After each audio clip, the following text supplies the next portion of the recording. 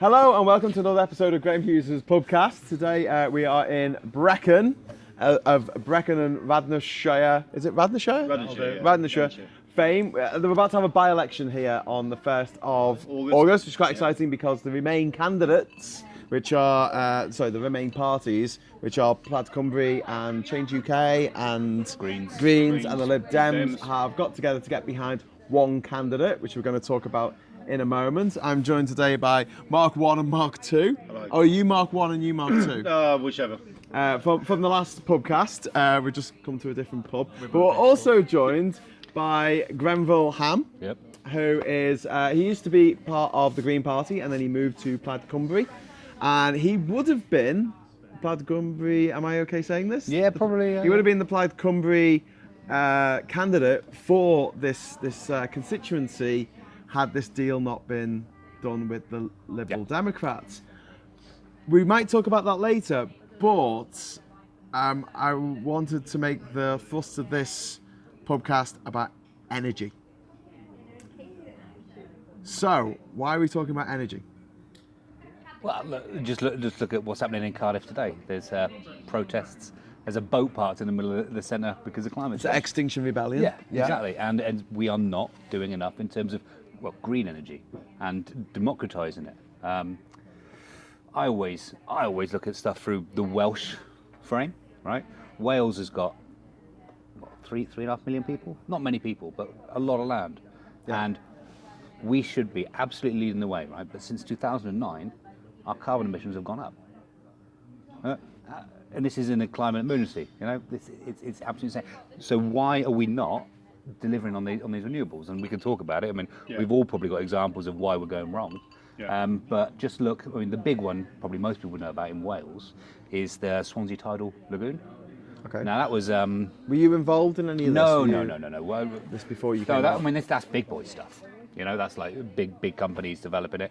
But that would have been enough for 250,000 homes, which is Swansea. That's our second biggest city. Wow. Good portion. And there's 1.7 million homes in Wales, and if one scheme is going to do 2.5 million of it, that's a lot, right? Yeah. But the nature of devolution, because obviously we're in Wales, we have our own Welsh government, right? And that's been Labour for the last 20 years. And only certain things are devolved to Wales. We've got, and more things are devolved to Scotland, and more things are devolved to Northern Ireland. It's always Scotland has a parliament, but here it's an assembly. Yeah, but that was just it's because we didn't have lawmaking powers. We now do, so that we're in the process of actually changing the name to the Welsh Parliament. Oh, really? Yeah. So legally we are now, and it's considered as such because it's got law raising and tax raising powers. So from the Welsh perspective, the Welsh government were broadly in favour of it, and they gave them a few £1 million to developers, and the developers are based in, I think they're in Somerset or somewhere like that. So foreign money coming in, it got many of the licences in place. But what you need to do, if you're particularly on these bigger projects, you can't just guarantee that you're going to do it based on the current price of energy, right, which would be like 4.5-5 pence. You need to kind of get a longer term guarantee and uplift, right? So you've got Hinkley. That's a nuclear power plant. But that's only 30 miles away. It's just across the Bristol Channel. Okay, and they got 6-7 years ago, they got guaranteed, rather than 5p a unit, they got guaranteed 97, I think it was, and it goes up in inflation, so it's now about 11. And that's Hinkley B is being built by the Chinese, is that right? No, but it's being financed or underwritten by the Chinese. I think it's built by the French. It's built by the French, underwritten by the Chinese, loaned by the Chinese, and the risk is underwritten by the UK government.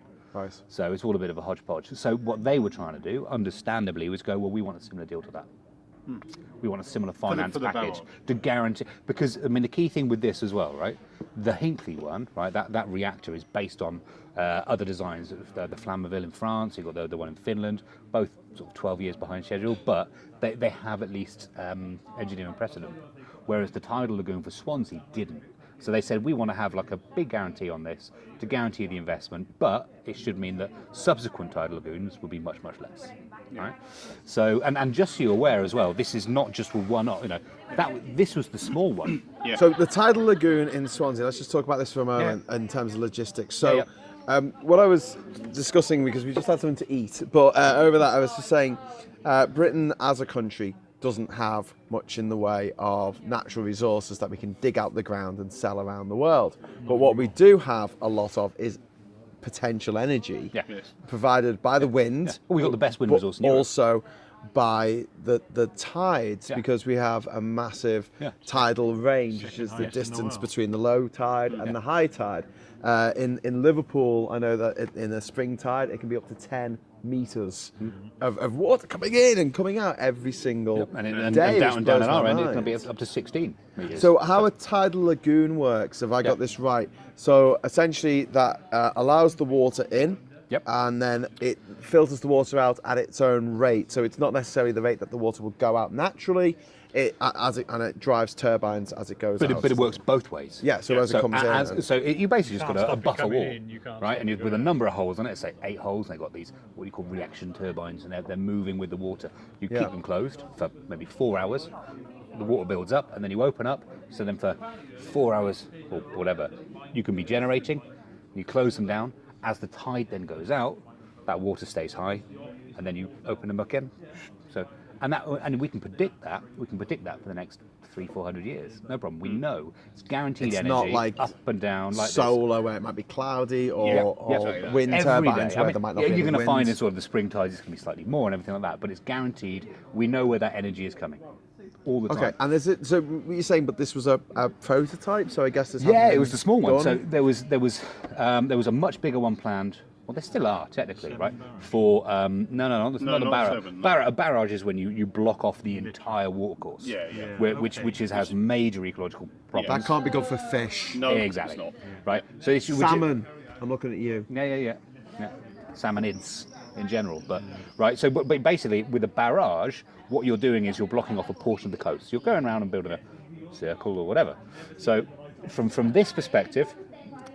The Swansea one. A lagoon. The lagoon. Sorry, yeah. So the lagoon for Swansea was the first one. Much bigger one planned for Cardiff, and for Newport, and then one up in the north in Colwyn Bay. Okay, so that meant close to your neck of the woods. Yeah. So and the beauty as well, the difference between the ones in the south and the ones in the north, there's a lag on the tides. Yeah. So actually, when you've only gone, we're only generating for sort of like 16 of the 24 hours of the day. When you've got this slight lag, we're actually generating for about 17 hours, 20 minutes of the entire day. That's actually quite good. Now, it's still peaks and troughs, but the overall energy package you get there from all four is phenomenal. If you look at it in terms of, so Swansea would have done 250,000 homes, right? But the other ones are all not infinitely bigger, but sort of like 10 times bigger. Yeah. All right. Then you start. So looking, with those 4 lagoons in working, would that provide the energy needs of the entire country of Wales, and then some? Nearly. Just this far off, right? But we're not just talking electricity. We're talking all the energy requirements for diesel, for freight, for your gas cookers, for your central heating, right? The total energy requirement of Wales is 9.2. How do you know these things? It's just the internet. The internet. I'm a geek, right? So, well, no, I thought you were an environmental energy I work in expert. energy. So, but it's 19,000.2 terawatt hours of or calorific value almost, but energy that we need to power Wales. Yeah. And these 4 per year would do 18,000. So we're close to doing everything, right? But when you consider we've already got wind turbines, we've got hydros and stuff like that. Wales, everything is covered, all right? Not necessarily when we need it, okay? But every single day we can probably cover ourselves. We just might need to change our behaviour or deliver some storage. What's Wales got in terms of hydroelectrics? Well, we've got like lots and lots of small scale, you got. Yeah, we got one up the Dufferin Valley. So You got 2. 2. You got 2 in your valley. We have. Yeah. Is that one that doesn't take up the whole river? It's just Yes. This is the allows one, fish to go past. The one community system that we've got up the valley, which is basically set up by community group, so community interest company. That generates 20. We can do 18 kilowatt hours. That's the total generation they can do, and it generates I don't know, probably around about a quarter of the year. probably about At max, yeah. At max, probably Yeah. about a quarter of the Yeah. year. So we're selling that back to the grid under a feed-in tariff scheme, which was European-wide, blah blah blah, and it probably generates in revenue around about £13,500 a year. It cost around 120,000 to build, and we had. So within 8 years, you've got your money back. You got your money back, and it's a 20-year scheme, 20-year guarantee payment on the feed-in tariff on that particular scheme. Yeah, but then in the field next to it, there's another one of about 8 kilowatt. Yes, sorry, yeah. Yeah. So, So what left to their own devices, will the Welsh government be basically putting these things in? Is it just being held back by the Westminster government? Is that... yeah, well, we had a bit of a boom, the feed-in tariff. Okay, so the feed-in tariff gave you. Explain this like I'm an idiot. Right. 'Cause I'm an idiot. You got the electricity you produce, right? Yeah. And you can sell that to the grid, or you can use it yourself. You save a bit of money, right? But they provided a little cash incentive, so every unit you generate, you'll get some more money. So for Like cash back at a supermarket. yeah. So you'd get every time you did you sold 1 unit of electricity to the grid for solar, Yeah. you'd get a few extra pence. And with hydro, it was about 7-8 pence extra that you'd get. So your income is kind of double. Tidal Lagoon counts as hydro, or is it slightly different? Well, it's a type of hydro generator, Yeah. but it's That's a different model from the micro generation. Yeah, the micro generation. I mean, basically, everybody started sticking PV panels on their houses. That's solar panels. That's So solar the panels. photovoltaic. Photovoltaic. I should explain here that Mark, although probably know him as T-Rexit, he's also an electrical engineer, which is why I wanted him along today. So everybody started putting photovoltaic on their houses because in my opinion, the initial feed-in tariff was too high, and pretty much it was a pretty badly controlled thing from the start. It was, I think at the start it was like 46 pence a unit, and also there were no restrictions on how big a system you had. And so what happened there was that some enterprising farmers decided to put rakes of PV in fields, get loads of money, and that obviously wasn't what the powers that be planned. it crashed the system. It crashed the system. What? But hang on. Surely more solar panels would be a good thing. Well, yes and no. Oh. The problems with PV is it only Shit. there's 2 problems with this. There's a financial Can we issue. call it solar panels? Because if you say PV, anyone watching this is going to go, the people's vote. No, it's not. I'd rather call it photovoltaic, if I may. Okay. Solar panels could be solar photovoltaic. Tell me about or these thermal. photovolcanoes. Photovolcanoes. PV, not people's vote.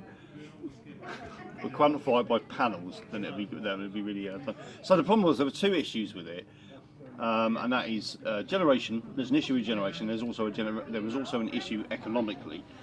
Economically, it crashed the system because the entire idea of the feed-in tariff was lots of generation, lots all over the shop. They had a budget, right? Yeah. The government department had a budget of like, I don't know, 100 million a year. Yeah. And then suddenly you've got 8 people who are taking up 50% of the budget, or whatever it is. You know what I mean? Yeah. And suddenly they're like, oh shit. So what they decided to do? They were supplying lots of electricity. Who cares? Yeah, they were, but wouldn't it have been much better if it was decentralised rather Yes. than it being aggregated into bigger individuals, right? So what they then did is, okay, we've got to cut that.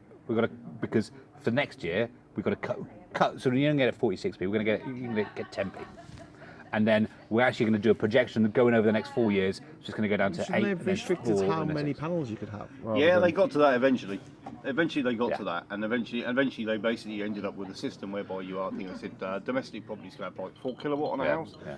Are you trying to tell me they didn't come up with the perfect system from the get-go? No, They had to modify but it over time. Not even like that. evolution. But, no, but it gets Not worse. even that, It not gets even worse that. as well. So, because like We were talking about this in the last one about subsidies, weren't we, to farmers? Yeah, but we did like the system we developed in their community, right? Yeah. So, Yeah. and we to finish that, right? There's 23 homes in your valley, yeah. and between the 2 hydros, and there's a couple of PVs as well. Yeah. It generates enough for about 28, 29 homes worth of electricity a year. So, in a net sense, every year their valley exports more electricity than it imports, A little bit which more. is great. Yeah, a little yeah. bit more, not much, Yeah, but not much. But you there's- consider it's a small village. There's no.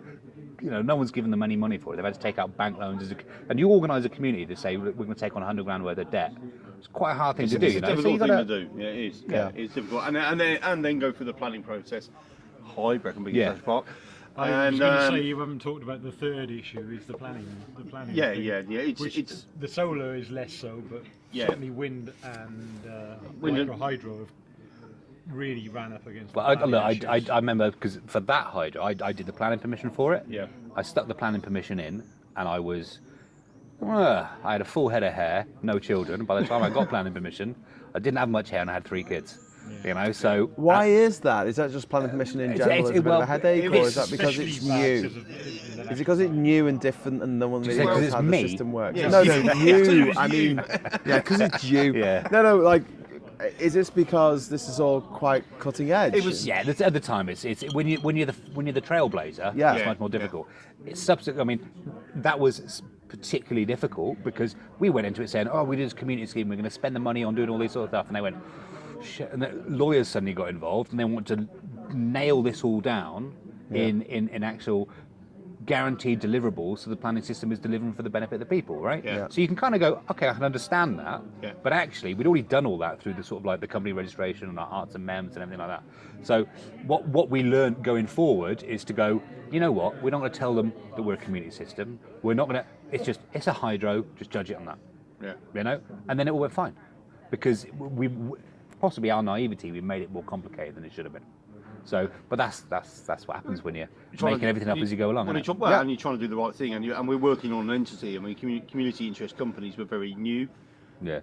People didn't know what they were, and they regarded us as commercial, and that's really where it fell down on the initial application was, because they didn't. It was like, well, what are you? What are you? Do you live here? Are you residents? Are you private? What is it? And you went, no, we're a community interest company. Oh, company, commercial, boom. And so then you went but this was whole... But this was a decade ago, right? Yeah, so it was, yeah. The stuff that's happened since is basically we've seen bit by bit Westminster, essentially. Welsh Government are largely in favour of this sort of stuff. But bit by bit, Westminster have just been strangling and throttling it. So originally, some of the schemes, to raise money, rather than go to a bank, we would do a share offer in the community. Now you've got financial conduct authority stuff you have to go through. You know, it's not just like, who wants to, whose round is it? I don't want you doing a pyramid scheme. Yeah, exactly. Yeah. Unless you covered it in PV, then it might work. Money making pyramid scheme. So, but it could be that the initial investors could use it as a tax deduction. Yeah. So actually, so you get a lot of people to go, well, I'm going to invest money, and it was an incentive, and Westminster looked at it and thought, we'll stop that. Even though those tax incentives are still there for films and all sorts of, they just went, but people are using a tax break, investing in renewable energy, and it got cold. Wow. With no so consultation. if I decide to make a film about a village full of zombies tax that break, farm tax humans deductible, for mate. food, that should make a really good movie. Yeah. Call me. I would get a tax break. Yeah. Even if I was an American company. Yeah. Making that. If you wanted to invest in a community-owned scheme that's going to bring down carbon, and all the profits are going to be used to develop community food grow initiatives, improve biodiversity. Yeah. No. So that got nixed. They brought down the cost of the feed-in tariff as well. Is that the bloke who stood up in Parliament? What's his name? Chope, is it? Yeah, He's just said female genital mutilation. No, we don't know anything about that. Yeah. But we all like Chobe. But what happened at the same time as well? Because we ended up building loads of these. We built like 60 or 70 of them across Wales, and other people have built. So it started to gather scale. Even these community-led hydro schemes. Yeah. Micro hydro. Yeah, or for farmers. Perfect bit of farm diversification. A farmer can earn an additional 10, 20. Some of them with the better schemes can earn up to 50, 60, 70 grand a year. I mean, they've got a loan to service, but that guarantees your son and your grandson can take over the run of the farm. Guarantees generations you've got of farmers. your money that you're making from your agriculture, from your animals, plus you can make money from the energy as well, producing. Yeah. Which is you mean the money you make from the hydro offsets the losses from the animals? Exactly. Yeah. That's exactly what I mean. Which is going to come more important when we have a no-deal Brexit and your subsidies disappear overnight. Yeah, exactly. But now you can start to see how a subsidy-free model might work for agriculture when you've got this kind of thing happening alongside it, where you've got £20,000-30,000 cash coming in to the farm system. Then it starts looking much more realistic, and you're no longer a burden then. seemingly on the state. But if you've got every single farm in the UK, right, pumping in this money into the grid, who's going to lose out? The energy Qatar. companies. Yeah, exactly. It's the big boys. Yeah. Well, the national grid is owned by a Qatari and Chinese consortium. Okay, but here's the other thing, right? You didn't know this. So you've got the national grid. I'm just repeating Right. stuff I've read on the The internet. grid they own the big pylons, right? Yeah. And that shifts the energy around the country. But the local areas, like a region, they've got a distribution company, Yeah. right? Here So was for that. South Wales and sort of a bit of Mid Wales, Yeah. and then Devon and Cornwall, right? That's Western Power, Yeah. okay? And that's the distribution company. That's not National Grid. They're the companies that have all the little lines we're seeing up around here, the ones that own your meters in your house, Yeah. right? So So when you get a bill, it comes from Western Power. No. No. There's another party involved, but our one, right? That's owned by the Pennsylvania Coal and Gas Company or whatever. But this is like old Rockefeller money, one of those big. So they own the local distribution network, and then you've got the people that actually sell it to you, Okay. which is who you choose. That's Eon, that's British Gas, The that's big- Npower, the big six. whatever. Right? So I never really understood that. I never really understood how you can have a Well, it- choice between whose electricity comes from the same wire. That's because it's bollocks. Yeah, it used to all. it used to all, bed. it used to all be owned by the state, Yeah. but then they opened it all up to competition. Free But the market. nature of the grid means that they're Yeah. still semi-monopolies. Yes. Yeah. National Grid owns the monopoly of the big transportation, Like and the local companies Network own them. Rail owns all the Yeah. train Yeah, lines. it's the same. It's the same. so- Which owns so all the phone you- lines. Yeah, and yeah. whoever does the water owns the big pipes that have the water in, because you don't have three different types. That's slightly different, Welsh but we'll, water are quite a good model. yeah, we won't compared to a lot we of won't muddy the waters with the water model. Okay, forget water, you can privatise that, But I it's guess. privatised, but it's no shareholders. It's a not-for-profit. Not-for-profit in Not Wales, in Wales, yeah, not-for-profit. We're going. That's another. Hang on, so you're saying that one company does all the water in Wales and it's not for profit? Yeah. So basically Yeah. it's nationalised? No. Okay. But it's run for the benefit of its customers. Yes, everything that they make is invested back. So it's into like a the co-op? system. Sort of. So it's like it's But nationalised. we're not formally But the members. nation- I the haven't got a nation is- card. is- I haven't got a yeah, card. we- just got a is- bloody bill. No stamp. But Being the- a- being a- okay, so the nation is Wales, Yes. and And the the company- nation runs its own water And- thing, and and, the there's com- only one. Yeah. And the But let's not go into no, water but this too is much. interesting because this shows There the can be difference anyone. between Wales and what we get our media. Most of our media is Anglo-centric, right? Yes. So we will get like I don't know, Labour, Jeremy Corbyn coming in saying, and we're going to privatise we're going to make all the water No, companies. privatise, no, nationalise yeah. it, right? Nationalise it. But right. often they say, well, we're going to make them not for profit. That's what they actually say. We're going to make them not for profit. Where they go, well, ours is already our entire We wouldn't country. got that. Yeah. And Labour run our Our country. entire country Surely is you not knew for this. profit. We're Wales. But that's the just wanna nature give to the world. You know, we're forgotten in Wales. We're forgotten.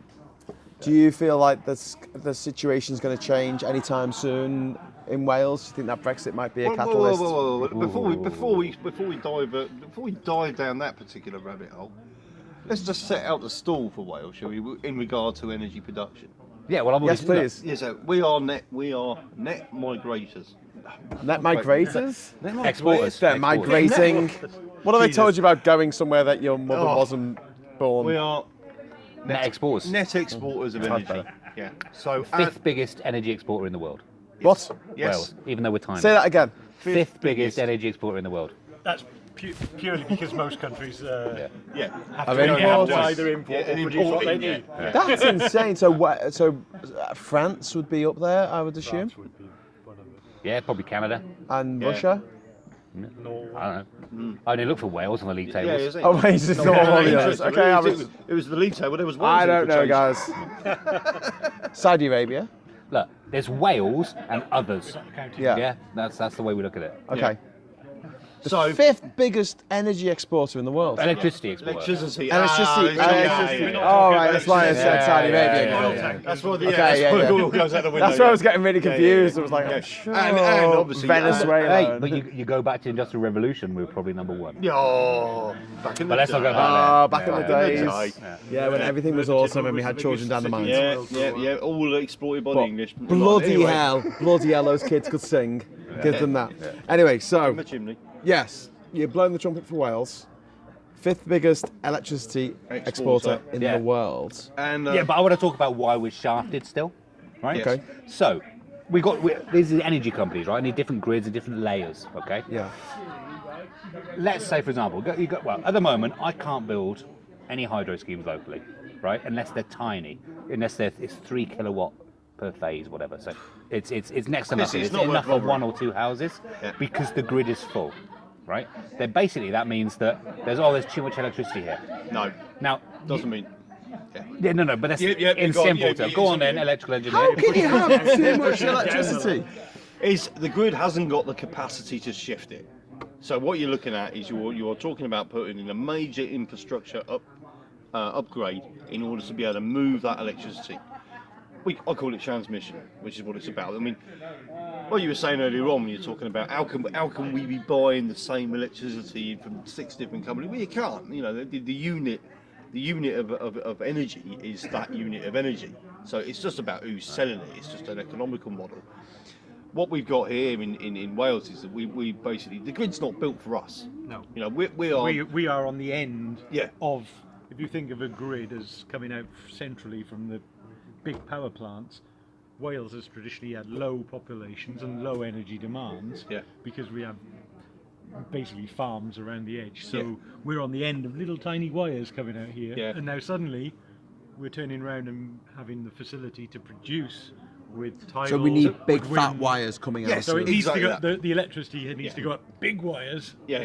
So you look Off at the it. rest It's of quite easy to look at it. the from island of Britain. It's quite easy to look at it in Wales in the road artery. So you look at the A55 coming down from Liverpool, heading across to North Wales, and you've got the M4 coming across, turning into the A48. Blah blah blah blah blah.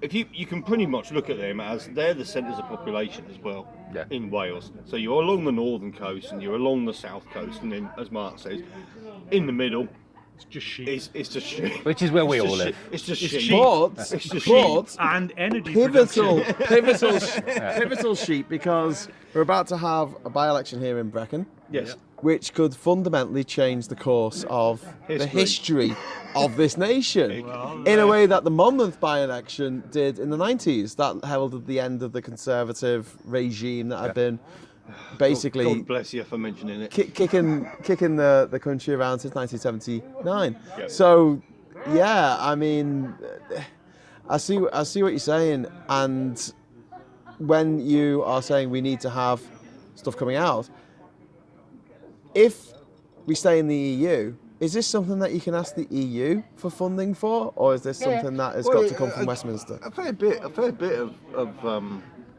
funding for this kind of stuff. I'm working on I'm working on 2 EU energy projects right now. I'm working on one that's in a sort of like impoverished valley community. We're building a 100 kilowatt hydro scheme right in the centre of town. Yeah. And then we're setting up a special network to sell virtually the energy to local houses in fuel poverty at a lower price. So at the moment, right, you're buying it for 15, 16p a unit. Everybody is about that, right? Unless you're really, really rich, you probably get it for a special deal, but that's the way it is, right?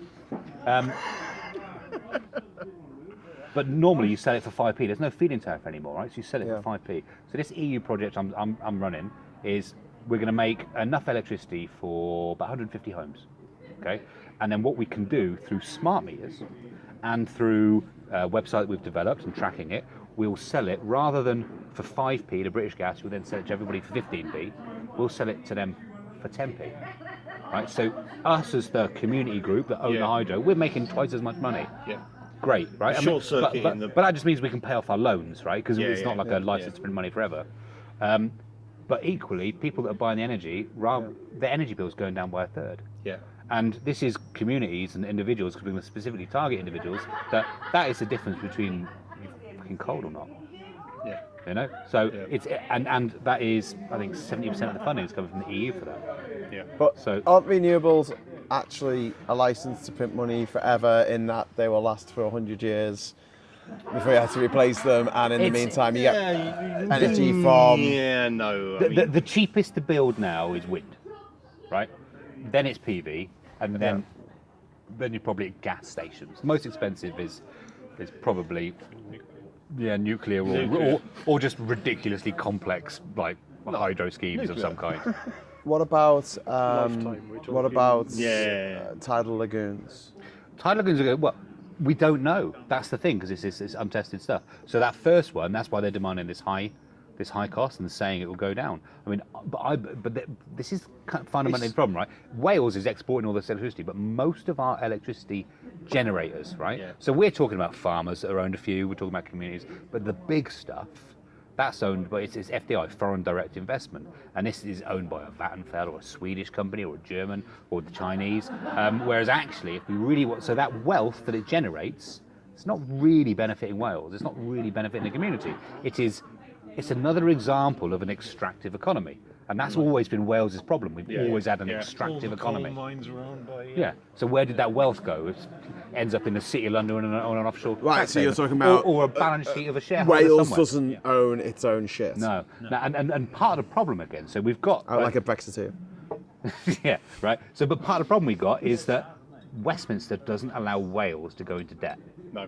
Right, we're not allowed to borrow. Now they've recently changed that. We were allowed to borrow tiny little bits, right? Wow. So we're not allowed to. We're only allowed to borrow on what they say. So we recently had. You might have heard about the M4 decision. Yeah. So is this a bypass around Newport to sort of like free up the Glass tunnel. through one of the best ecological sort of like wetland habitats in the UK. Oh. So it was, yeah, Yeah, well, why not? swings and roundabouts, Because doesn't it? it's less inhabited wetland environment in the. Yeah, no, they call it Wales's Amazon. It's not just like over egging it, right? Oh, for It was God's sake. And it had Do you 120. want to stop making these podcasts? They just make me too It had sad and 120 depressed and angry. 120 metre high bridge as part of it as well. Yeah. Which is That's actually not, that's not a Is this sea. actually That's not- happening? That's not. No, no, it's not. no, it was cancelled. Oh, thank God for Yeah, that. yeah. The Welsh government wow. cancelled Wow, it. This wow, was like wow, 2 wow. weeks ago. Yeah. Right. But yeah, the But- 120. So- Let's not back away from the but 120. so- 120 metre high bridge, because that is just like that's like one of the biggest civil projects that Wales has seen. Like, And Westminster would have called it the Princess Diana Bridge or Yeah, something like yeah, that. some crap just to like wind that. us up even more. Do you know what I mean? Just to wind you up. She was the Princess of Wales. Yeah. Well, did you hear about they've changed the name of the Severn Bridge? No. Yeah, It's now, the second Severn crossing is now the Prince of Wales Bridge. Yeah. No consultation. No consultation. No consultation. No consultation. So, and you've got like a Came country. here You've got a once country on to go. holiday. Similarly with the removal of the toll. Yeah, I think I'm right in saying there was no consultation really on the removal of the toll. So you would have thought, oh yeah, Severn Bridge goes to Wales. Oh no, let's ask the Assembly what they think. No, tow off. French company who owned it anyway. Yeah. But And literally on the same day, right? You've got estate agents in Bristol said all the people in Bristol. Yeah. Tell you what, buy all this property in Wales. You can commute. It's free now. Yeah. So you've got. Quick thing. And you've got Oh, house prices I- in Newport. after- and everyone's going, what the hell? After Brexit, I'll just declare independence. Just So- it's coming. Just it's a message. coming. But no, an interesting thing. This is an interesting thing. This is an interesting thing on the Severn crossing, because it is my little bugbear with this. Is because had there been some consultation, right, it wouldn't have really took a great genius to think, I'll tell you what, let's just halve the toll, and then we'll use that money, we'll raise tax from that for Wales, and we could fund our barrage. We could fund the Swansea barrage, and we could fund these schemes. Or what you could actually have done is we'll use that money for free public transport for all the residents of Newport, Well, which would yes. free up the congestion, which was the whole point of the Well, reason for there's, their there's a whole nother podcast Yeah, in it is, public right, transport outside of London, Yeah. where it's nationalised effectively. Yeah. But yeah, enjoy your £1 bus journeys. I got on the bus in Durham the other day. I went 10 minute bus journey, £3.30. You want to get a taxi around here, mate? What's that? You want to move to Yeah, but that's Germany. private You want to move transport. to Germany, it's fantastic when I lived there. You know, public transport's free in Wales at weekends. Yeah, it is now. That is brilliant. That's how it should be. Yeah. That's how it should be. should be like that How every day. can you have social mobility if you haven't got physical mobility? Exactly. Yeah. Anyway, we're talking about energy. So, but no, my final little bit was that. So Westminster said, "Oh, Wales, you can borrow up to $2 billion, right? As long as it's just to build this M4, right? Of which 40% of the economic benefit goes to Bristol. So Wales would have to go into debt for the first time in significant amounts to build a road through a wonderful wetland, and nearly half of the economic benefit goes to England." Because that's the only stipulation they've ever given us to borrow money. Whereas they could have just, what Wales should have done is shown a bit of bollocks, bit of fortitude and said, actually, let's invest in something that's going to make money, Exactly. bring down our carbons for the next 100 years. Yeah, yeah. But we're not allowed to. And interestingly, this is my favourite thing, right? So Westminster held the keys to this Swansea Tidal Lagoon, right? They ultimately had the say-so whether it could go ahead. Yeah. Because we're not allowed to make our decisions unless they're more than... if they're more than 500 megawatts, we can't, and the Swansea Lagoon was 750, right? So Westminster got to decide. How very dare they. We're probably not clever enough to decide if it's a good idea or not. And so we defer to our lords and masters. Yeah, exactly. And they said, no, nixed it on economic grounds. On the same day, they put $1 billion towards the new runway at Heathrow. yeah. It's funny because we don't Thanks have for to that. ask permission from Brussels to do a lot of these. Well, let's projects. talk about this for a moment because Exactly right. in Liverpool we had to ask Westminster for funding towards our trams that we spent a lot of money on getting set up. Whole big tram project, it took many years, it cost millions of pounds, and then Westminster government said no.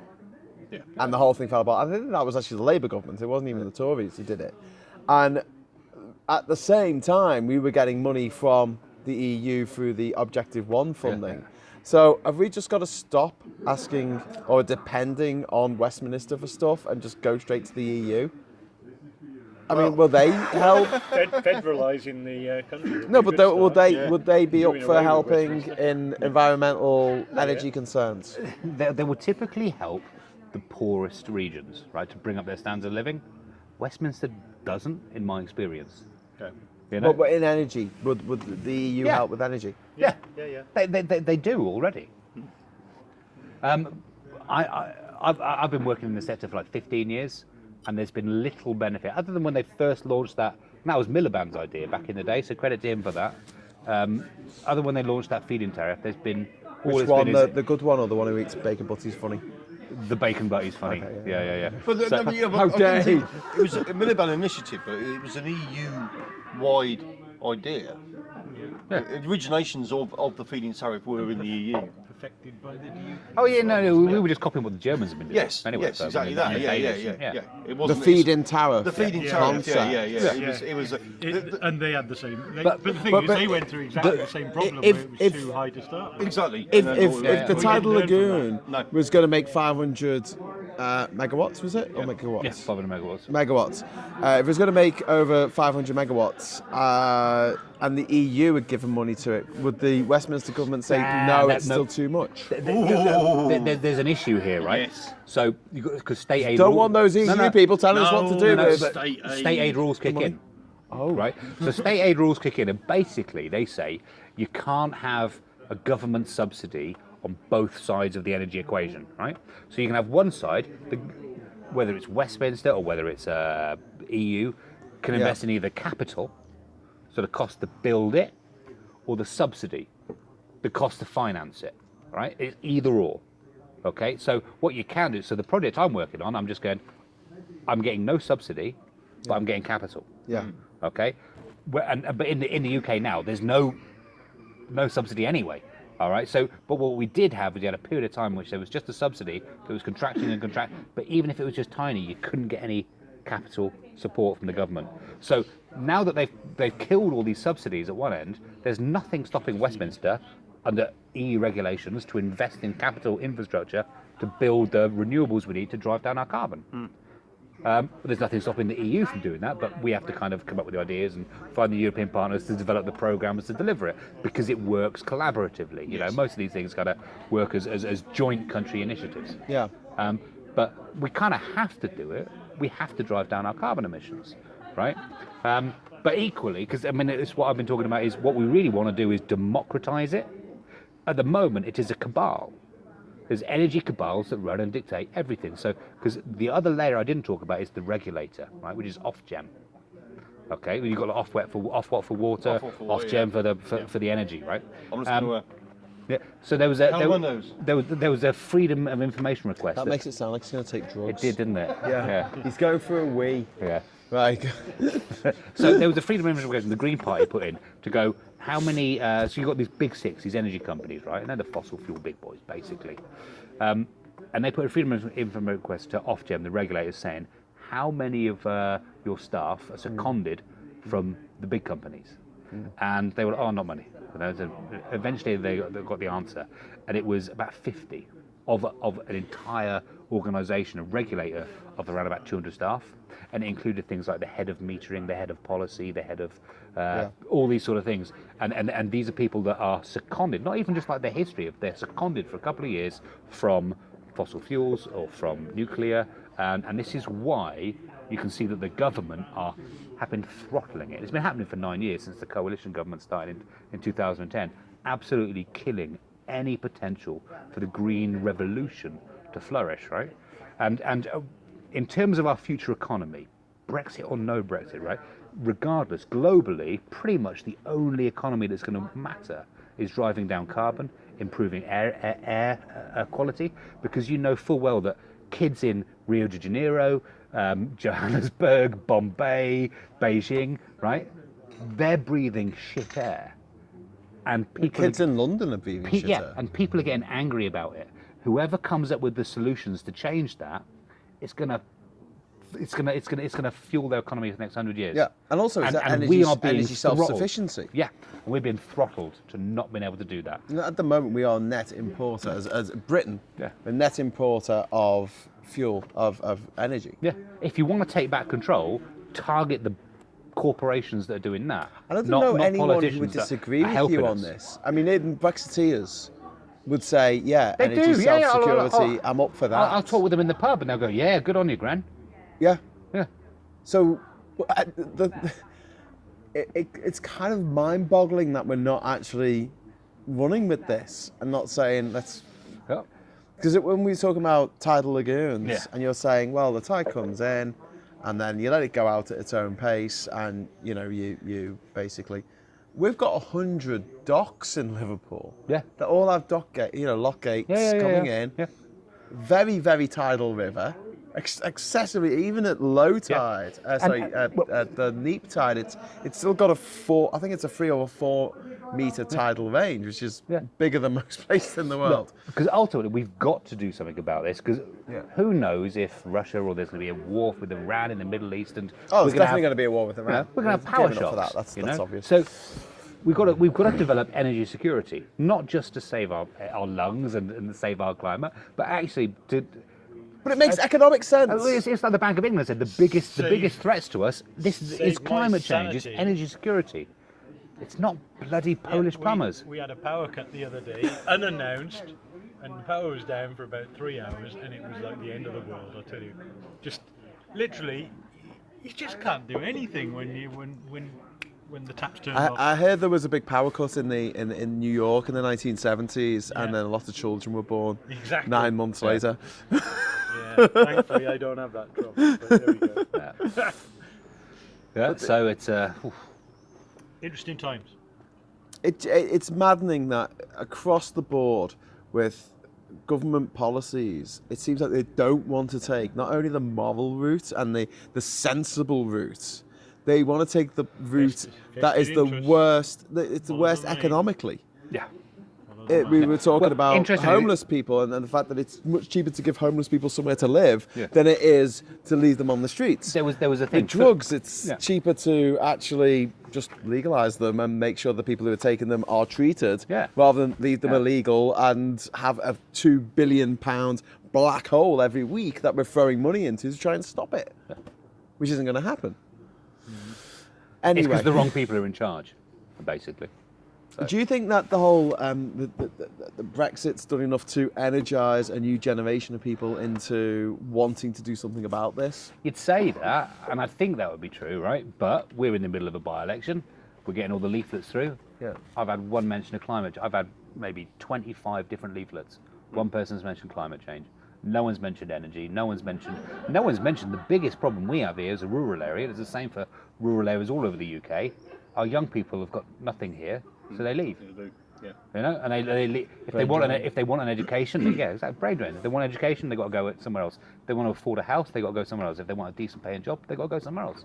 Not one politician is coming around and saying this is how we solve it. And actually, by creating wealth in the rural areas through energy and stuff like that. You've got technical jobs. You've got the creation of a new type of economy. It's the same. Keep your farming healthy. There's plenty Yeah. of jobs in farming. If there's money Yeah. in the industry, just craft jobs, hedge laying, stone wall building, maintaining, And the shearing energy, sheep. energy Bloody here, hell, there's jobs. the renewable energy here is the key to exactly all of this. It does unlock a lot of this stuff. Yeah, doesn't it does. It unlocks it all. You can start bringing back these crafts and these trades that aren't making any money. Like blacksmithing can make any money. You know, One thing that really cheaper to buy. freaked me out a couple of weeks ago, I was having a look on the BBC, one of the BBC reports, and it was about the people who were voting for our next Prime Minister. And The Walking Dead. It was, All 70,000. but it was their opinions about stuff compared with the public at large. Yeah. And the number one for both Tory party members and the public at large is Brexit. Yes. Whether they want it or not, that's the big thing. Until that's sorted. Which, when you look at the old public attitude surveys of the early 2000s, it was like nobody cared about Europe. no It was one like the cared. most least thing that anyone gave a shit about. Where were the big marches for it? Where were the where were they? Where were No, the people? Where were the no people? one cared. It was They just weren't. like it was like It's- supermarkets or it's- chewing gum. It was just something that existed. It's a Tory UKIP who can piss up the wall as high Yeah. as contest. That's what it is. But the disturbing thing was that only 8% of the respondents in this survey for the Tory party membership thought that the environment was in the top 3 most important things that they should be worrying about right now. Yeah. Okay, that's fairly concerning, but then kind of their Tory party members, what do you expect? Yeah. For the public at large, it was only 18%. Yeah. So only less than 1 in 5 people in the UK Yeah. thinks that the environment is one of the top 3 most important things. That is terrifying. What have we done so horrifically wrong? Because my entire life, I've been told by David Attenborough and Chris Packham and everybody who seems to have a sense of civic duty and intelligence about this kind of thing, we really need to be doing something about the climate. Yeah. And it's not just the Emergency. climate; it's the biodiversity collapse as well. Yes. But we're conditioned by our reality, right? And our reality is most of us spend most of our life walking on concrete. Most of us watching television, adverts told us buy this, buy, and we don't. We are disassociated from the reality of the fact that we are just an organism on a highly complex ecological system. Yeah, You know, that's flat. and until nothing exists in isolation. Don't start the flat earth stuff. I've warned you about that. And you can't have one without the other. The population, for every human that's born on this planet, you're going to lose a corresponding amount of biodiversity somewhere because the planet can only support X amount of life. Yeah. So the herds of wildebeest on the plains are now cities full of people because the planet is supporting a certain amount. It's all energy, The energy isn't it? that's coming It's from the energy. sun is ultimately supporting a finite number or a this is amount one of the things that drives me energy. most mad about the whole Brexiteer stuff, right? And they're constantly talking about we're going to get control of our fisheries.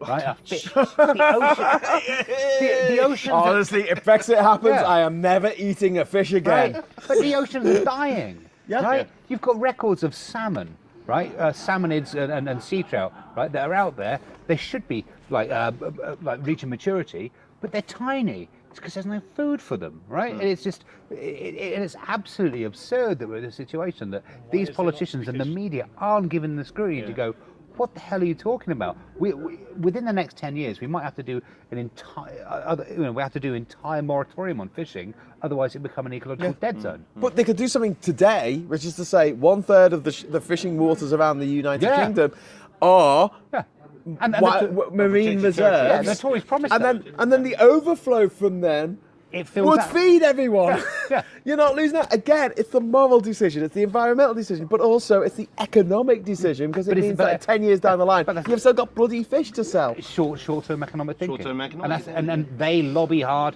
And to be honest, right? So,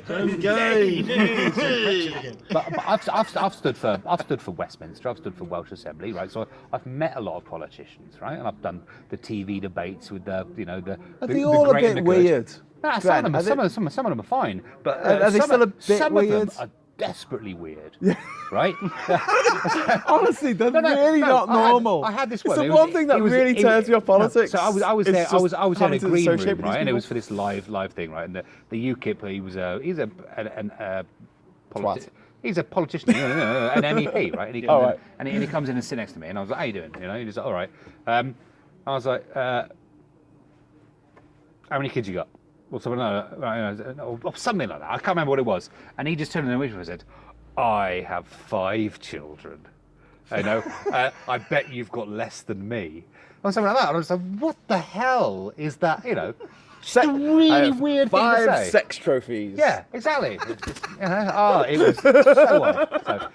But actually, so when you put yourself forward for election, right? I don't really want to be a politician or anything like that, but you do it because you kind of go, you see the standard of the people that represent you locally, right? And you go, like one of my kids had a major problem, right? And no local politician could solve it. Okay, so you end up going, from your learned experience, you go, I'm going to have to put myself forward because the standard is that low. They don't care enough. They're not compassionate enough, right? So that's the reason you put yourself forward, is to change things.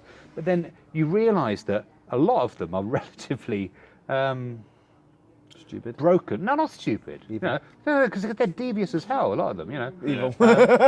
Stupid or evil? One of the two. My experience is generally, right? Stupid, always evil. always vote for the quietest candidate, right? Because you find the quietest Don't one. say that, because if I stand, then no one will vote for me. Right, okay, yeah. Boisterous. But we do have a problem that we don't have enough of the right people putting themselves forward. Yeah. So, bringing round to the by-election here. Yeah. We'll do a bit on. So, you were a Green. I was. I was the leader of the Wales Green Party. You were and then there was But I defected because I'm. Well, this was to do with the fact that there wasn't a separate Green Wales movement. Yeah. Well, So just tell us a little about this. Well, it was so you've got the Scottish Greens, you've got the Northern Irish Greens, and then there's England and Wales, and that was. Oh right, okay. But when I first joined the party, I didn't know. I was going to join the Greens because I believe in tackling the big problems. My favourite colour. Yeah. But you learn, we're an England and Wales party. That's a bit weird. It's a bit like the cricket. England won the cricket this week. England but and it was Wales. England and Wales won the cricket. Oh, no one talks about it. Yeah. Oh right, with an Irish captain. Yeah, exactly. So you don't know these things, right? So, and a lot of people that had joined, it was a Green surge at the time. Oh and God! If Scotland and Northern Ireland leave the Union, it's going to get worse. Wangland. Isn't it? Wangland. Yeah, Wangland. which we don't want. Not for long. I grew up in England, right? I've got no problem with England. Do you know every country that's something and something, it just gets named the first thing, like Bosnia, Exactly. It's usually Trinidad. Bosnia and Trinidad. No, I'm saying it's Bosnia and Herzegovina. Bosnia and Trinidad. I love going there. You can get quite a cheap price this time of year. But any countries I can think of that's this and this, it's usually just referred to as the first one. But So it's not. England, It's a long, boring story. But ultimately, they didn't split. I wanted them to split. you So I wanted the thought- Greens to split to split between. So it's England and Wales. So they were all supporting their own local governments and their own sort of like countries, and working together. Like to break up the union. Like a union, you know what I mean? So a union. yeah, Grr, we don't like unions. a union of countries working together for the benefit of the planet. It was what I wanted. Yes. That sounds disgusting. You disgust. But equally, but Plaid, because again, as an English income into Wales, I didn't really understand Plaid. I thought it was a Welsh. So you're not Welsh? Well, my family are Welsh, but they were. So my dad came from the mining community in the south. Yeah. My mum came from Brecon in mid Wales, Yeah. but there was no jobs. They left. Brain drain. So I grew up in England. But I came back in my 20s, or came. It sounds very similar to a lot of people in Liverpool whose parents left Liverpool because Liverpool's population went down from almost like 1 million back in the day to 435,000 now because so many people left because jobs. Industry. Yeah. So but ultimately I realised that Plaid have got fantastic environmental policies, wonderful, and they've got the sort of stuff we've been talking about, the long-term vision of how we do drug reform, electoral reform, Long-term vision. Yeah. So, but actually, in Wales, it would make perfect sense for the Greens and Plaid to work together. They're essentially the same entity. Yeah. I know you've got certain parties they're quite close, but I've never come across one that's so close as those. Okay. So I jumped ship. Shoot me. Going forward, how important is this idea that in a constituency in which the Greens look like they've got the best chance, and a constituency where the Lib Dems look like they've got the best chance, and a constituency where the Plaid Cymru look like they've got the best chance, the others from the Remain side should just stand aside, and then we could all have a coalition in Parliament of 3 parties, maybe 4, and get the stuff through that we need to go through. Because when you say that the National Welsh Party and the Green Party, there's not much in it in terms of the policies, I'm feeling that about most of the centre parties at the moment. Yeah, if you're talking about the most important issues to you as a voter. Yeah, so, I mean, at the moment we're talking Brexit. So here, they've done the right thing, they've done the honourable thing, and they've gone, right, Lib Dems have got the best chance of winning in Brecon and Radnorshire. Yep. Yeah. Okay, so fair play. Pride have stood down, Greens have stood down and said, right, well, they actually Remain vote. There's no messing about. It means the likes of me, grassroots, unaffiliated campaigners can go out, and we can quite happily poodle around the place doing what we do, and we know that a Remain vote is going to go for the Lib Dems. Okay, so happy days. Not necessarily. Well, maybe not. But it's encouraging that UKIP and the Conservatives and the Brexit Party haven't done a similar thing. Yes, and they're going to split their vote. Exactly. and then so the Tories' working majority goes from 5 down to 4, and if we get another one, we can get it from 4 down to 3. You know, and I think there's rumours there's going to be a defection soon, and so it's how do we end this government? You know, And that's the important. And actually, so I mean, it's been really But difficult if we do to make that decision. if we do force the end of the government, if you have a no confidence vote, there will be a general election. Yeah. And so we need to be ready for this. Well, and okay. we need to have that sit-down conversation with the SNP, with the Plaid Cymru, with do Greens, exactly the and same with Lib thing. Dems, and work out which constituencies you're going to stand in, because there's nothing in the And it's not like really Labour. hard. Labour It's really have hard. it in their constitution that they have to field someone in every single constituency, which is really irritating, because sometimes you're like, Labour, you're not going to win in this one, but the Lib Dems might. Well, the lad, the guy here, Tom Davis, I mean, you know, fair play. He's He's no relation to the Conservative No. candidate, because they've both got the same surname. Yeah. No, it's not. Although there was a thing. There was the Welsh Tory leadership election was last year, right? Yeah. The chairman was Davis. Yep. The reporter interviewing was Davis, and he was trying to work out who he should vote for, but all back between Davis, and Davis. That happened. Yeah. Brilliant. And then they all went home yeah. to But their home. that's not our Davis. We're talking about okay. that. No, so, Monmouthshire Davis. Yeah. Yeah, no, no, none of them. no. Nor the Labour Davis. what- we're No, talking no, about. no, Not that no, one. Davis, we're talking Greg, about what would be your ideal situation in a snap election in the next few months with the situation that you've... Well, so I've had experience as a Green, like pushing the was it Progressive Alliance we called it? At the time? Progressive Alliance, yeah. So in the 2017, and then as in Plaid as well. The negotiations with Plaid were much more detailed, right? Because it was we need to have reciprocity. Yes. Right, and it needs to be based on logic. Now the difficulty we've got, Yeah. we're not Plaid and Lib Dems and Greens. They're not like the Tories, which is just like do as you're told. Right, to the local parties, it's always the local parties are kind of like sovereign. They can kind of, ultimately it's about democracy and spilling it all down. So you need to make sure that there's that decision tree that goes down. People understand we are doing this almost as a one-off to deliver something very meaningful, and it's really hard to do that. It's I'm finding it really hard looking at all the stuff going on. Going, I want to be there at the hustings, and equally, there's a lot of Plaid members who are going, I'm lending them my vote. I'm lending it's it. a lend, Right? But I'm not going what's to be out wrong campaigning. with that? What's wrong with that? No, it's fine. I mean, but it's really, but don't you it's feel difficult like to. if you lend your vote to a party, like a lot of people lend their vote to Labour in 2017, thinking they would be more anti-Brexit than they've actually turned out to be, you feel that there's a certain amount of ownership over that party, and in a way you don't really have if it's the people that you didn't want to go. 70% have voted for Brexit parties, don't you know that? No, not. Voted for Labour, they must be pro No, Brexit. Yeah. So look, oh god, that so annoys you. That's a whole different podcast. The reciprocation is the important bit. Yes, It's great. It's great that Plaid and the Greens have done what they've done here in Brecon and Radnorshire. But it needs to be reciprocated. Yeah. So remember the Progressive Alliance, the 2017 snap election, right? And the Lib Dems said, oh, and we stood down for Caroline Lucas, right? Yeah. But Caroline Lucas was going to walk it. Yeah. Anyway, you know, she gets like 55, 60% of the vote regardless. Because she's awesome. Yeah. Yay. But what the Lib Dems should have done is gone, is it Bristol South, I think it was, or Leeds North, or whatever. They were the ones in which the Greens were kind of the second favourites. They should have stood down in those ones, because that's what actually is a meaningful sort of, and that's from the Greens. And then from Plaid, there's about 5 that Plaid could win if they get another 1 or 2%. That's where you need to have this discussion. So when is really this complex. discussion going to take place? Because there's going to be a snap election very Exactly. soon. Well, we need to get all these parties together. And that's what Plaid is trying to do. We're trying to go, let's have some leadership, right? Okay. Let's actually get these decisions made now. Yes. So that because it's coming down at us, and and hopefully that if we can get the right result here, and I'm probably going to vote Lib Dem. It's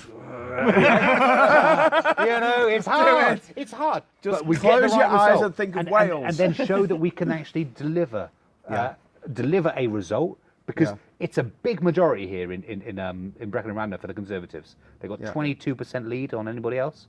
If we can break that, it shows that pretty much any constituency in the UK is up for grabs. Yeah. Okay, the light's flashing away there, so I think I'm running out of tape. Not that these things use tape these days.